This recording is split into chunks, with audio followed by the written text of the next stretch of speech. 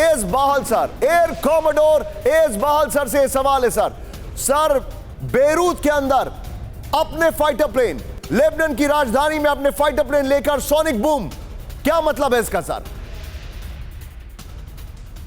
हम air park की visibility दिखाना चाहते हैं तो सबसे पहले इस चीजों का हम इस्तेमाल करते हैं कि हमारे फाइटर जहाज वहां जाते हैं। सोनिक बूम जो है, इसका मतलब है कि स्पीड ऑफ साउंड से ज्यादा तेज वो हवाई जहाज उड़ रहा है, और उस बूम के साथ आती है जो सोनिक वेव भी आती है और सभी को हिला के रख देती है, और वो ये दिखाती है कि हमारे फाइटर जहाज डोमिनेट कर रहे हैं उस टेरिटरी के अंदर। ये एक पॉलिटिकल मैसेज जो एयर सर, क्या मैं आपसे ये पूछ सकता हूं कि इसका मतलब ये है कि लेबनान में एयर डिफेंस सिस्टम है ही नहीं?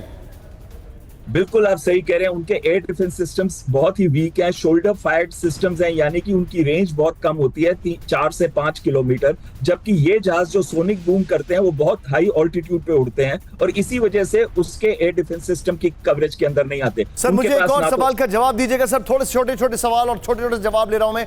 क्या इजराइल के पास बॉम्बर्स और फाइटर प्लेन्स दोनों हैं? बिल्कुल, इजराइल के पास ज्यादातर फाइटर प्लेन है और advance fighter plane, stealth fighter से लेके F-16 तक उनके पास सारी रेंज है। उनके पास स्ट्रेटेजिक बॉम्बर्स नहीं है, पर उसको इस्तेमाल करने की उनको जरूरत ही नहीं है। उनके जो फाइटर्स हैं उनकी लॉन्ग रेंज है, लॉन्ग वेपन सिस्टम्स हैं और साथ साथ में domination fighters. Point taken sir. Be with me, एक और बड़ी खबर इस वक्त, ब्रेकिंग न्यूज, वेस्ट गलीली में हिजबुल्लाह का ड्रोन अटैक। ब्रेक करिए, वो सोनिक बूम कर रहे हैं, ये ड्रोन कर रहे हैं। ये देखिए जरा, ये फर्क है दोनों के। ये शॉट देखेगा, ये शॉट देखिएगा, मैं फिर से चाहूंगा इसको फुल स्क्रीन पर दिखाइए राहुल जरा। ये देखिए, ये वेस्ट गलीली में हिजबुल्लाह का ड्रोन अटैक। ये देखिए, वेस्ट गलीली में बीच मूविंग ट्रैफिक में ड्रोन अटैक करना, ये एक बहुत बड़ा मैसेजिंग है। ये इस वक्त की बड़ी खबर मैं आपके सामने लेकर आया हूं। हिजबुल्लाह ने ड्रोन अटैक किया, वहां पर उन्होंने हमला किया। ये देखिए जरा, ये इस वक्त की बड़ी खबर, ये हिजबुल्लाह का ड्रोन अटैक वेस्ट गलीली में। सीधे आइए, सबके बीच में एक और बड़ी खबर, सीधे आइए। 10 से ज्यादा लोग घायल हुए। एक और ब्रेकिंग न्यूज, सीधे बड़ी खबर, इजरायली बेस पर विध्वंसक अटैक। ब्रेक करिए जरा, हिजबुल्लाह ने ड्रोन से किया हमला, बड़ी खबर, हमले से इजरायली बेस पे लगी आग। ये देखिए जरा,